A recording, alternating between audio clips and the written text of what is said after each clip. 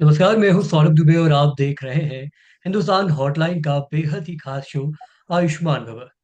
आज हमारे साथ एक ऐसी शख्सियत मौजूद है जिन्होंने आयुर्वेद के क्षेत्र में न सिर्फ भारत बल्कि पूरी दुनिया में अपनी पहचान बनाई है।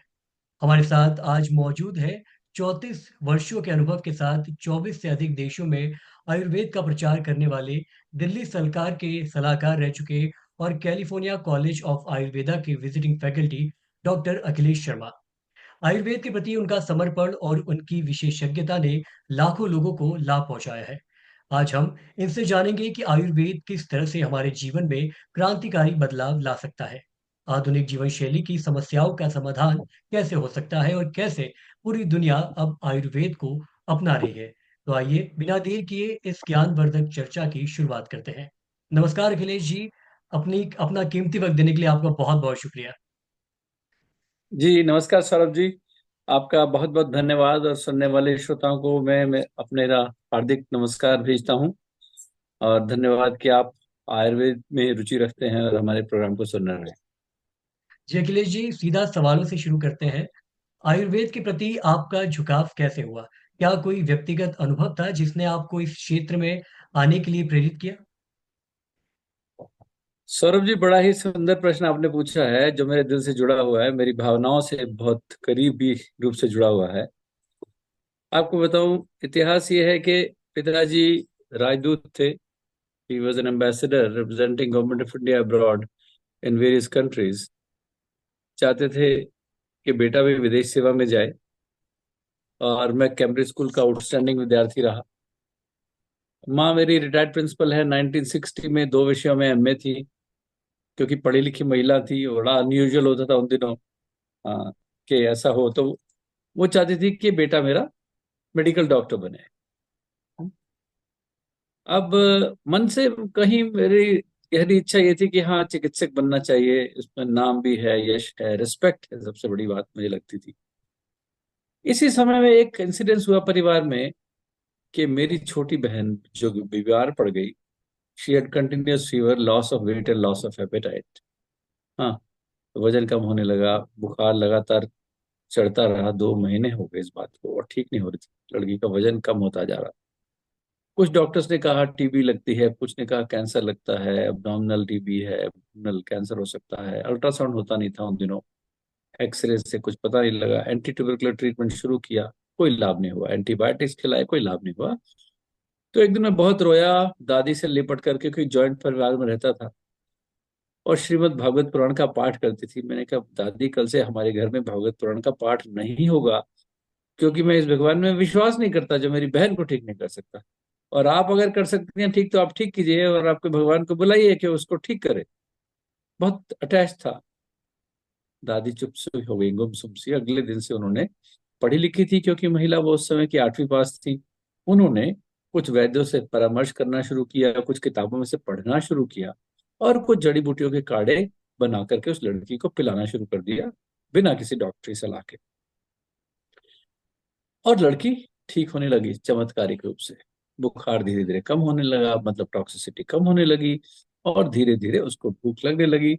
एलोपैथिक डॉक्टर को दिखाया। बहुत ही प्रतिष्ठित डॉक्टर थे, हमारे पिताजी के दोस्त थे, डॉक्टर बलराज अरोड़ा, और इस इलाके के पहले एमबीबीएस डॉक्टर थे।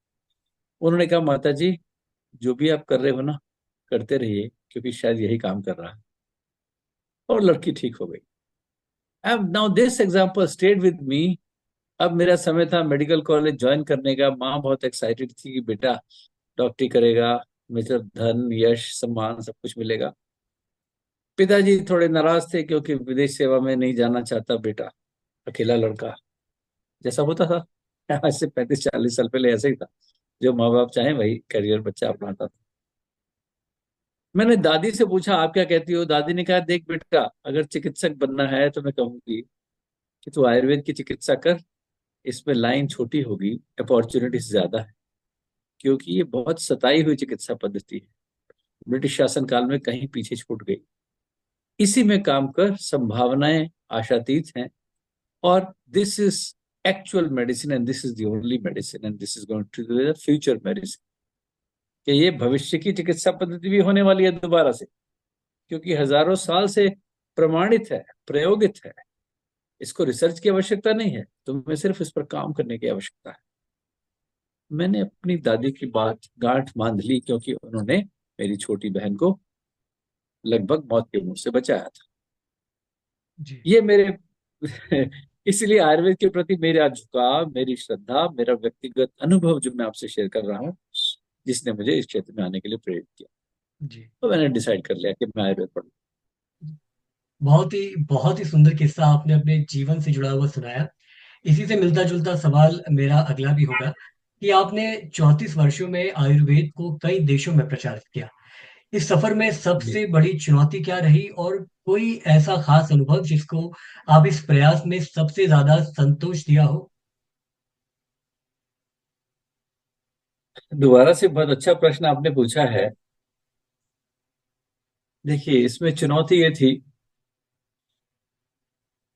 कि मेरे को एक अमेरिकन डिप्लोमेट मिलते हैं एक्सीडेंटली कहीं पर, जब वो उनकी गाड़ी का टायर पंक्चर होता है और वो चलते हुए मेरे क्लिनिक में आ जाते हैं और मुझे कहते हैं कि where are you guys lying in the dust, the whole world is waiting for you guys.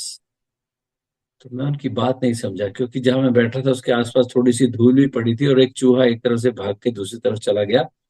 तो मुझे लगा, अरे ये तो बहुत गलत इंप्रेशन हो गया। तो एक सज्जन अमेरिकन व्यक्ति with a strong accent he enters the clinic, just इसलिए आ गया था कि उसकी गाड़ी का टायर पंक्चर उस क्लिनिक के सामने हो गया था जहां मैं बैठा। और मेरा ये सौभाग्य समझिए, दुर्भाग्य समझिए, नियति ने लिखा था। और पता लगता है बाद में, लंबी स्टोरी है लेकिन सारांश में बताऊंगा उनका पता क्या लगता है, उनका परिचय क्या था।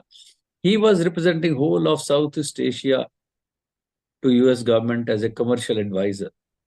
He was PhD in economics from Harvard, और प्रेसिडेंट रीगन के राइट हैंड मैन रहे उस समय। और उनका नाम था जॉन थॉमसन।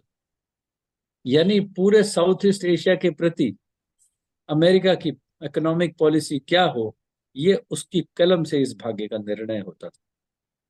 ऐसे शख्स से मैं मिल रहा था और मुझे पता नहीं था कि वो कैसे मेरे पास आ गया। तो ये ईश्वर ने तय किया।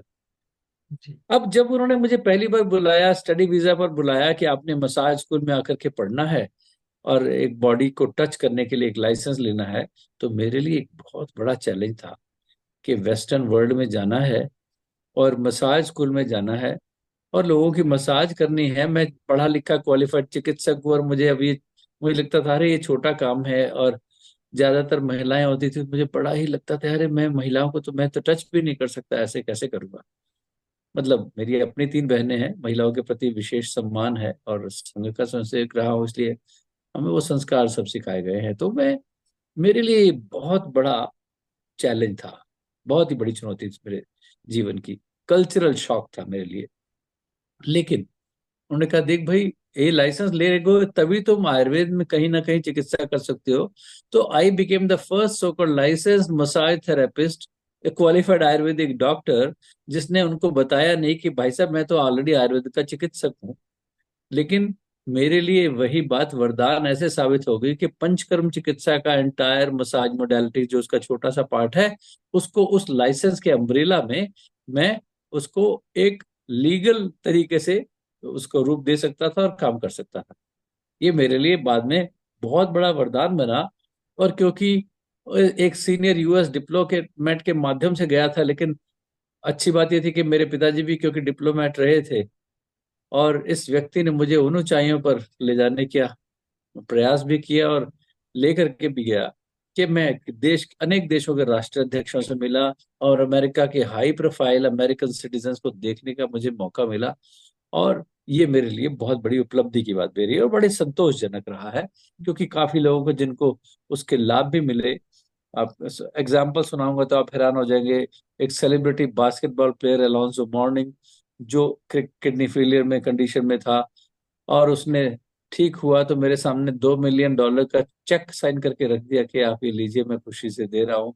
मैं हैरान हो गया और मैंने कहा, हाथ जोड़ के मैंने कहा, सर नहीं, ऐसे काम नहीं करता, क्योंकि मैंने पढ़ा है कि चिकित्सा पुण्यतम न किंचित, चिकित्सा से बड़ा पुण्य कर्म कोई नहीं है।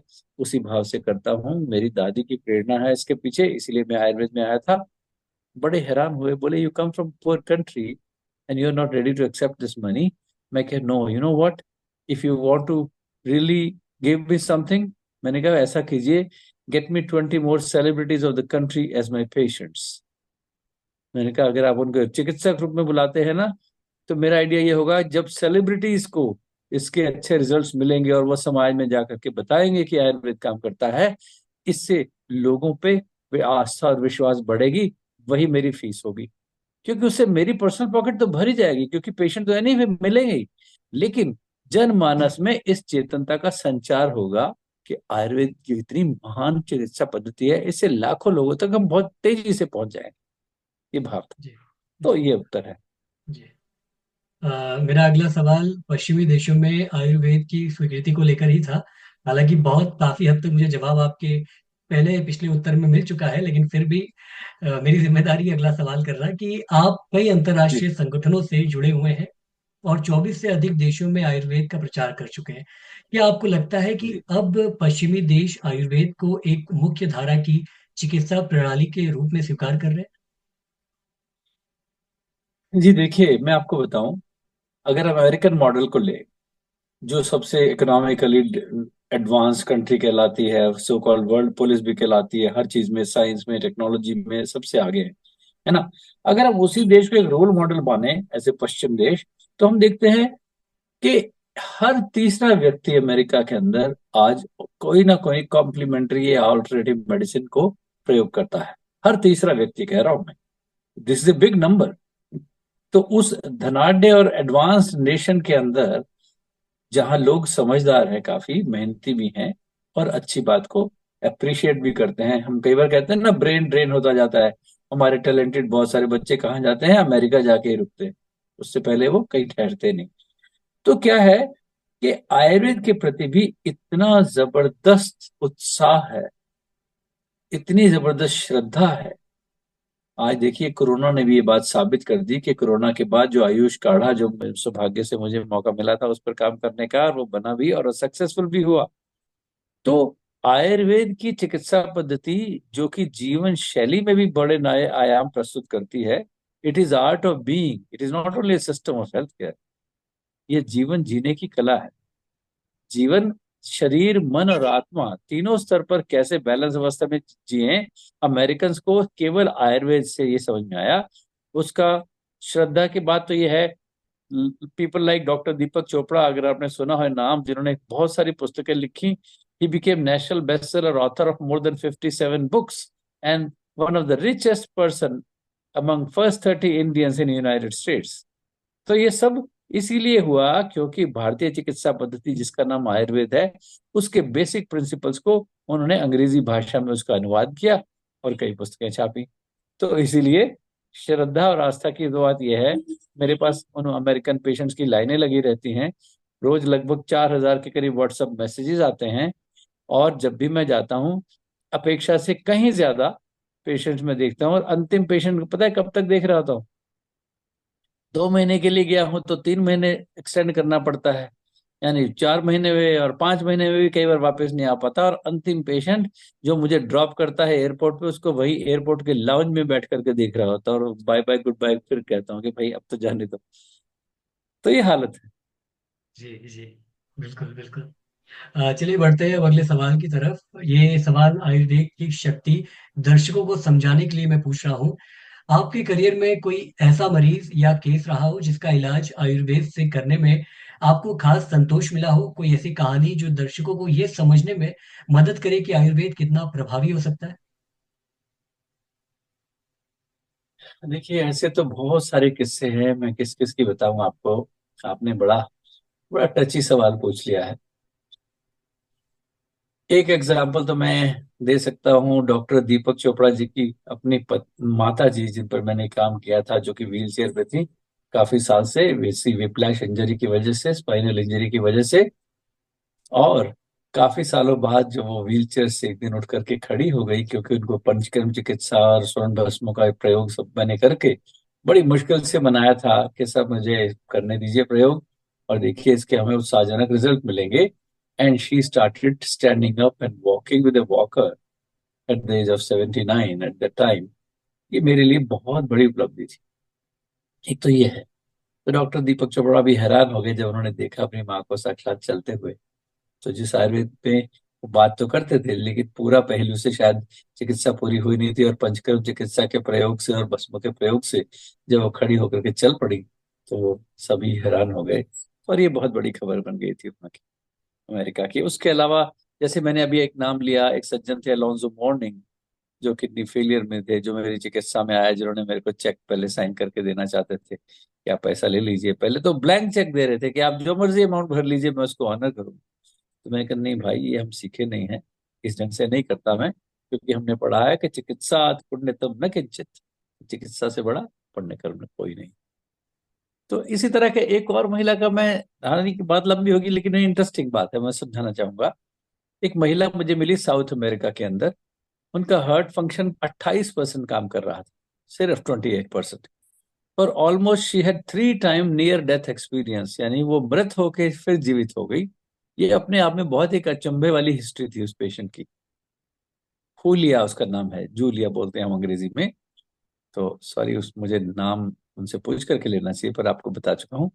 वो आई, कहती है कि doctor Sharma, I have heard that you are an angel, है कि जैसे तुम कोई देवता हो। मैं कहा नहीं नहीं, ये आपको किसने कह दिया, मैं साधारण मानव हूँ बोली नहीं, मुझे लगा कि अगर मुझे मरना भी है ना, तो चलो एक एंजल के हाथ में ही मर के देखेंगे। तो इसलिए मर भी गए तो मुझे कोई चिंता नहीं, पर मैं लाइफ और डेथ के साइकिल से बाहर आना चाहती हूँ, मैं बहुत तंग आ चुकी हूँ। और डॉक्टर्स, मेरी हार्ट की सर्जरी नहीं हो सकती, बोलते बहुत कॉम्प्लेक्सिटी है। अमेरिका में भी अच्छे अच्छे डॉक्टर्स ने मना कर दिया सर्जरी करने से। हाँ, तो आप क्या करेंगे ऐसी स्थिति में? तो मैंने देखा जो जो था आयुर्वेद में, पैथोफिजियोलॉजी समझी और आयुर्वेद के बेसिक प्रिंसिपल्स के अनुसार उन पर काम किया, और उनकी फंक्शनिंग बढ़ गई 58% तक, 42 से 58 आ गई थी 2 ढाई महीने उन पर काम करने के बाद। वहाँ के डॉक्टर्स भी बहुत हैरान थे, और इस पर एक कार्डियोलॉजी कॉन्फ्रेंस में, इंटरनेशनल कॉन्फ्रेंस में पेपर भी पढ़ा गया। तो वो लोग वहां पर ऐसा करने लगे थे कि जैसे किसी को भगवान मानने लग जाते हैं। मतलब मैं अपनी सेल्फ पैम्परिंग नहीं कर रहा, मैं ये कहना चाहता हूँ कि मैं उस बड़े अजीब फेज में फंस गया। लोग कहे नहीं नहीं, आप तो साक्षात ईश्वर है, आपने ये तो कमाल कर दिया। तो मैं ये कहना चाह रहा हूँ कि धन्य है वो चिकित्सा पद्धति जिसको मैंने अपनाया। और मेरी ये कमाल अपने आप कई बार होते जाते हैं स्पॉन्टेनियस, आप कुछ नहीं करते, करवाने वाला वो साक्षात ईश्वर है, भगवान Dhanvantari, he is the witness, he does that. तो बस ये अनुभव। चलिए बस बढ़ते हैं अब अगले सवाल की तरफ। आपको क्या लगता है आजकल की भागदौड़ भरी जिंदगी में तनाव, अवसाद और मानसिक स्वास्थ्य बड़ी समस्याएं बन चुकी है। इनका समाधान आयुर्वेद कैसे दे सकता है? देखिए, आज की जो हमारा जीवन शैली है ना, जिसमें हम एक अंधी रेस में दौड़े जा रहे हैं, क्योंकि पॉपुलेशन प्रेशर की वजह से समझिए, या और कई वजह से, क्या हो रहा है कि मानसिक रूप से हम बहुत ज्यादा अवसाद से पीड़ित हैं, तनाव से पीड़ित हैं, क्योंकि एक रैट रेस में हम भाग रहे हैं। केवल धन धन धन, यश, अच्छी गाड़ी, बड़ी बिल्डिंग, ओवर एम्बिशियसनेस हो गई है। एक अंधी दौड़ में हम लोगों ने भागना शुरू कर दिया है। और क्योंकि कंपटीशन का युग है हर चीज में, चाहे वो खान पान हो, रहन सहन हो, लाइफस्टाइल हो, पैसे की जरूरत है, महंगाई बढ़ गई है, कॉम्पिटिटिवनेस है ना, उन सब की वजह से भी तनाव एक बहुत बड़ा चैलेंज पूरे मानव मात्र के लिए हो गया है। हम्म? तो इसलिए कि अगर आप उसको देखें, तो मैं ये कहूंगा कि यस, मेंटल स्ट्रेस जैसी आधुनिक युग की समस्याओं में आयुर्वेद बहुत इंपॉर्टेंट रोल प्ले करता है। क्योंकि आयुर्वेद केवल फिजिकल बॉडी की, शरीर की स्वस्थ होने की कामना नहीं करता। वो कहता है स्वस्थ व्यक्ति की परिभाषा यही है कि शरीर, आत्मा, मन और इंद्रियां, ये सभी चारों स्व में स्थिर हों। ठीक है, स्वस्थ ऋषि की परिभाषा भी यही है आयुर्वेद के अनुसार। Only absence of disease in the physical body does not mean complete state of health. It has to be physical, mental and spiritual well-being. इसलिए आयुर्वेद का जो 4 पिलर्स है ना, 4 पिलर्स हैं आयुर्वेद के, 4 स्तंभ है, जिनको हम बोलते हैं आहार, विहार, विचार और संस्कार। तो हमारे विचार कैसे हों, वो हमारे आहार पर निर्भर करता है। जैसे हम सात्विक हैं, राजसिक हैं या मानसिक हैं, आहार की दृष्टि से, है ना, किस तरह का भोजन हम लोग करते हैं। जैसे अगर आप नेगेटिव भोजन, यानी कि स्ट्रॉन्ग मीट ईटिंग, जहाँ एनिमल किलिंग आपने की, that brings negativity of thoughts and emotions. आपके मानसिक विकार उससे ज्यादा उत्पन्न होते हैं। आप अवसाद में भी रहते हैं, आप में गुस्सा बहुत जल्दी आता है, अहंकारी हो जाते हैं, ईर्ष्या हो जाती है, जलन हो जाती है। ये सारी केमिस्ट्री बॉडी की बदल जाती है जब आप स्ट्रांग मांसाहारी हैं। अगर आप शाकाहारी हैं, जैसे साधु संत होते, खिचड़ी खाते हैं आप दूध घी का सेवन करते हैं, आप मद्यपान नहीं करते, एलोवेरा जेल लेते हैं, तक्र लेते हैं। हमारे अमल बहुत बड़ा एक पहलू है आहार का जो आयुर्वेद पढ़ाता है हमारे फूड में, है ना। फूड हैबिट्स सात्विक होंगी, जो जो आपके शरीर और मन में तमस भाव ना लाए, negativity of thoughts and emotions ना लाए, वो सब बहुत मैटर करता है। इसी तरह बाकी योग की क्रियाएं जैसे ध्यान लगाना है ना, अध्यात्मवाद है, योग के यम और नियम है। हम्म, ये सारे प्राणायाम करना है, ये सारा मन में और आत्मा में सुख का संचार करते हैं। ये आपको शारीरिक नीड्स से कहीं परे ले जाते हैं और आपके अंदर एक नए तरह के अध्यात्मवाद का संचार होता है। जी, इसीलिए हमारे यहाँ योग के अंदर, अगर योग दर्शन को हम ध्यान से पढ़े, उसकी फिलॉसफी को पढ़े, तो यम और नियम, code of conduct, which contains ethical code of conduct and moral code of conduct and spiritual code of conduct. जैसे हम बोलते हैं अहंकार, आयुर्वेद के हिसाब से अहंकार क्या है? वो एक बीमारी है। मॉडर्न जी, मेडिसिन की बुक में नहीं लिखी फार्माकोलॉजी में कि अहंकार एक बीमारी है ना, कि उनको उस ढंग से पढ़ाया नहीं गया। तो काम क्रोध लोभ मोह अहंकार ये सब क्या है? विकार हैं। विकार मतलब बीमारी है, पैथोजेनिसिस है ना। अकेलेपन एक एक बीमारी है। तो अकेलेपन का इलाज क्या है? टुगेदरनेस, इकट्ठे होना, है ना। तो किसी पड़ोसी को जाकर के अहंकार का त्याग करके उसको जाके गले लगाते हैं, चाहे वो आपको जूते भी मारे, तो एक दिन वो आपको प्यार करने लगता है। तो आपकी लोनलीनेस खत्म हो गई ना। जी, बिल्कुल। तो इस तरह की चीजें केवल आयुर्वेद पढ़ाता है। तो आयुर्वेद की जीवन शैली और मानसिक स्वास्थ्य जैसी आधुनिक समस्याओं के अंदर आयुर्वेद बहुत ही शक्तिशाली भूमिका निभाता है। आज हम आयुर्वेद के आचार से जो चलते हैं, जितने भी हमारे साधु संत जाते हैं विदेशों में, कितनी प्रशंसा मिलती है, धन भी मिलता है उनको, यश भी मिलता है, क्योंकि वो बेचारे स्पिरिचुअल क्रेविंग से कहीं ना कहीं मर रहे हैं। जी, जी, आत्मिक सुख नहीं है उनको, आत्मिक आनंद की अनुभूति ही नहीं है। जब जी, मैं ऐसे इस तरह की बातें करता हूँ तो लोग सोचते हैं मैं भी कोई संत महात्मा हूँ जो उठ के आ गया हूँ। मैं आयुर्वेदिक चिकित्सक का उनका मतलब था, चिकित्सा तो सिर्फ वही होती है जहां आप गोली दें, दवाई दें, नहीं। हम्म, तो ये आत्मिक स्तर पर जब इस तरह के व्याख्यान होते हैं, वो सब आपके लिए, आत्मा के लिए, क्या करते हैं? मल्टीवाइटामिन का काम। इट इज ए जी, मल्टीवाइटामिन फॉर द सोल। जी, इस तरह के पहलू को उनके बारे में उनको पता नहीं है, तो इसलिए वो उसको बहुत अप्रिशिएट करते हैं और उसकी बहुत जरूरत भी। जी। मेरा जो अगला सवाल होगा वो आपके सपने और भविष्य की योजनाओं से जुड़ा हुआ है। आपने इतने वर्षों तक आयुर्वेद को बढ़ावा दिया, लेकिन क्या कोई ऐसा सपना है जो अभी तक अधूरा है, जिसे आप पूरा करना चाहते हो? देखिए, ऐसा अगर पूछेंगे, जी। मैं छोटी सी बात मजाक में या सीरियसली दोनों तरह से कहूंगा। हुँ, मैं चाहूंगा, मुझे एज ए पायलट मॉडल इस देश में कहीं ना कहीं, चाहे दिल्ली स्टेट का, मुझे एक बार स्वास्थ्य मंत्री बनवा दीजिए प्लीज। जी, आप कहेंगे ये कैसा मजाक हुआ, आप राजनीतिकरण क्या कर रहे हैं? पर मैं ये कहना चाह रहा हूं, काश मैं दिल्ली का ही स्वास्थ्य मंत्री बनूं, तो मैं कुछ पॉलिसी मैटर्स में ऐसे रिफॉर्म्स लाऊंगा उस स्तर तक जिसमें हर व्यक्ति तक आयुर्वेद का आहार विहार विचार और संस्कार पहुंचे, ताकि केवल फिजिकल बॉडी नहीं, मैं सोशल और स्पिरिचुअल रिफॉर्म्स भी समाज के अंदर ला सकूं।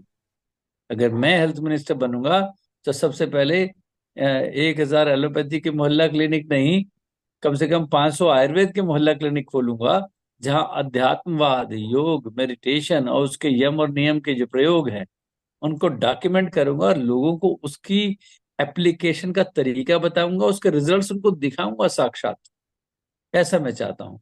आंगनवाड़ी में जैसे वर्कर्स को ट्रेनिंग करते हैं, ऐसे पॉलिटिकल पार्टीज के वर्कर्स को मैं ट्रेनिंग प्रोग्राम देना चाहूंगा, ताकि वो घर घर जा करके लोगों के बीच में जाके इसका प्रचार प्रसार कर सके ग्रास रूट लेवल पर। तो पॉलिसी मैटर में रिफॉर्म करने के लिए उस झंडे वाली कार की आवश्यकता जरूर पड़ेगी, जिसके नीचे झंडे की जिम्मेदारी को समझना है। ना कि केवल झंडे के शान की बात है कि मेरी गाड़ी पर लगा है, ऐसा नहीं। ऐसा कि जैसे एक सैनिक सेवा करता है ना, देश की तिरंगे की सेवा करता है, उसकी रक्षा करता है, उसी भाव से हम लोग जब तक नहीं करेंगे तब तक हम सोशल और स्पिरिचुअल रिफॉर्म्स नहीं ला पाएंगे, जिसकी आज बहुत ज्यादा जरूरत आ, आप आज के युवा अगर आयुर्वेद को करियर के रूप में चुनना चाहे तो उन्हें क्या सलाह देंगे? क्या आपको लगता है है। कि निश्चित रूप से मैं आयुर्वेद के कहूंगा, क्षेत्र में भविष्य की अपार संभावनाएं हैं? पूरी तरह से देखिए, मैं जैसे आपने कहा, एक्चुअली मेरे 24 नहीं, वो प्रिंटिंग मिस्टेक है, 34 वर्षों में 34 ही देश हो चुके हैं अब तक जहां मैं गया हूँ। जी और उन जी सभी देशों में मुझे इतना प्यार, मान सम्मान, सब कुछ मिला है, धन भी मिला है। और लोग कहते हैं कि भाई साहब आप यहीं क्यों नहीं बसते। और यह दूसरा प्रश्न होता है कि भाई साहब, धन्य है वो भारत भूमि जहां आप लोग पैदा हुए, हम वहां क्यों नहीं पैदा हुए। जब ऐसा मुझे अमेरिकन से या किसी भी और देशों से सुनने को मिलता है ना, तो पता है क्या होता है, मैं लगता है इसका मतलब मैंने गलती नहीं की यहाँ से माइग्रेशन ना, इमिग्रेशन ना लेकर के। जी हैं? जब आपको देशों के राष्ट्राध्यक्षों को देखने का मौका मिलता है, मैं उनका नाम नहीं लेना चाहूंगा, ऐसे कई लोग हैं जो प्रोटोकॉल का पार्ट है, मतलब मैं नाम नहीं बताना चाहता, राष्ट्राध्यक्षों को मैं देखता हूँ और वो कहते हैं कि भाई साहब आप यहाँ शिफ्ट हो जाइए, तो मैं शिफ्ट नहीं होना चाहता, क्योंकि जो संस्कारित भूमि जिसमें मैं पैदा हुआ, जिसको मानकर लोग धन्य हो रहे हैं, मैं उसको छोड़ के मैं मूर्ख हूं क्या जाके वहां बसूं, जो लोग स्पिरिचुअली इतना लॉस्ट हैं। जी तो जी जी वो संस्कारों की उपादेयता वो यहीं पे है। तो युवा पीढ़ी को भी मैं यही कहूंगा कि भाई साहब, आपको लोग दोनों हाथों से उठा करके रखेंगे अगर आपने जिस दिन आयुर्वेद को मन वचन कर्म से अपना लिया एज ए कैरियर। तो आप जी अपने आप में, मैं आप में ना एक महात्मा तैयार होता हुआ देखना चाहता हूँ, जी जी। जो शरीर, आत्मा और मन तीनों की बात करता है चिकित्सा में स्व में स्थिर करने के लिए। आ, माफ कीजिएगा, मैंने बीच में आपको रोका। दरअसल अब महज 10 मिनट का समय और शेष है हमारे पास। एक आखिरी सवाल मैं आपसे जी। पूछना चाहता हूँ। World health and wellness expo 2025 पर आपका संदेश क्या है? जैसे कि हमारी दर्शकों को पता है कि 28, 29 और 30 मार्च को होने जा रहे वर्ल्ड हेल्थ एंड एक्सपो में आप क्या संदेश देना चाहेंगे? इस तरह के आयोजनों से आयुर्वेद और पारंपरिक चिकित्सा पद्धतियों को कितना लाभ मिलता है? देखिए, वही बात जो मैंने पहले कही है, मैं ये कहना चाहूंगा, अगर हमने पूरे विश्व के स्वास्थ्य का ध्यान रखना है, केवल डिजीज प्रोसेस में नहीं, but in a good state of health also, so that they continue to remain healthy. Ayurveda के ये 4 पिलर, आहार, विहार, विचार और संस्कार, इन चारों का प्रतिपादन करना होगा। जिस दिन हमने पूरे विश्व को आयुर्वेद के 4 पहलू पढ़ा दिए, चाहे बेसिक प्रिंसिपल्स उसके, उस दिन हम पूरे विश्व में एक क्रांति ले आएंगे, जिससे लोगों का सामाजिक, भौतिक और आत्मिक स्वास्थ्य स्थिर होगा। इसी से सब लोग ठीक होंगे। जैसा, और ये देश पूरे विश्व में जगत गुरु जो कहलाता था ना, वो अपने इन्हीं सुविधाओं के कारण कहलाता था। इसी फिलोसॉफिकल अप्रोच के कारण, इसी सनातन संस्कृति के अप्रोच के कारण, जिसका आज पूरा विश्व लोहा मानता है। उदाहरण आपके सामने है, कुंभ के मेले में ऐसा देखिए, इतना विशाल आयोजन हमारे और आपके जानकारी में, इतिहास में शायद अपने आप में अनूठा और सबसे पहला प्रयोग है। जो कुंभ मेला सुपर सक्सेसफुल जा रहा है, कि करोड़ों लोग वहां पहुंच रहे हैं। अब तक लगभग 5 करोड़ से ज्यादा लोग हो चुके हैं। मैं खुद होकर के कल ही कुंभ से लौटा हूं। तो इस तरह का आयोजन, जहां पूरे विश्व से आए हुए लोग इतने प्रभावित हैं, और कोई आदमी आपको ये कहता नहीं मिलेगा कि अरे यहाँ तो धूल है, मिट्टी है, इतनी भीड़ है, पोल्यूशन है। कहते हैं मैं तो धन्य हो गया, I am in state of bliss, I am privilege to be part of the dip of the holy Ganges at Sangam. जी जी तो ये विश्व का संगम जो है, ये हमारी उसी भारतीय संस्कृति की, उसी वैदिक संस्कृति की देन है, जिसके माध्यम से हम लोग पूरे विश्व में विश्व गुरु कहलाए। जी जी जी। डॉक्टर अखिलेश शर्मा जी, आपने हमें इतनी महत्वपूर्ण जानकारियां दी, इसके लिए आपका बहुत बहुत धन्यवाद। आज की इस बातचीत से हमें समझ में आया कि आयुर्वेद केवल एक चिकित्सा पद्धति नहीं बल्कि एक जीवन शैली है। अगर हम इसे अपने दैनिक जीवन में अपनाएं तो कई शारीरिक और मानसिक समस्याओं से बच सकते हैं। अगर आपको ये इंटरव्यू पसंद आया हो तो इसे लाइक और शेयर करें ताकि ज़्यादा से ज़्यादा लोग इस महत्वपूर्ण जानकारी का लाभ उठा सकें। और अगर आपके मन में भी कोई सवाल हो तो हमें कमेंट सेक्शन में ज़रूर बताएँ। साथ ही 28, 29 और 30 मार्च को होने वाले world health and wellness expo 2025 के बारे में ज़रूर जानें और इसमें भाग लें ताकि आप आयुर्वेद और प्राकृतिक चिकित्सा को और भी गहरे पहलुओं को समझ सकें। फिलहाल के लिए मैं सौरभ दुबे आपसे विदा लेता हूँ। फिर मिलेंगे एक नए विषय और एक खास मेहमान के साथ। तब तक के लिए स्वस्थ रहें, खुश रहें और आयुर्वेद अपनाएँ। नमस्कार। नमस्कार साहु जी, बहुत बहुत धन्यवाद। जाते जाते एक पंक्ति कहना चाहूंगा, जी, रामधारी सिंह दिनकर जी ने लिखा है जी, कि थे हार जाते अन्य देशी वैद्य वर्जिस रोग से, हम भस्म करते थे उसे बस भस्म के ही योग से, थे दूर देशों के नरपति हमको भुलाकर मानते, इतिहास साक्षी है हमें सब थे जगत गुरु जानते। बहुत जी। बहुत बहुत धन्यवाद। खूब सर, बहुत खूब, बहुत, बहुत शानदार।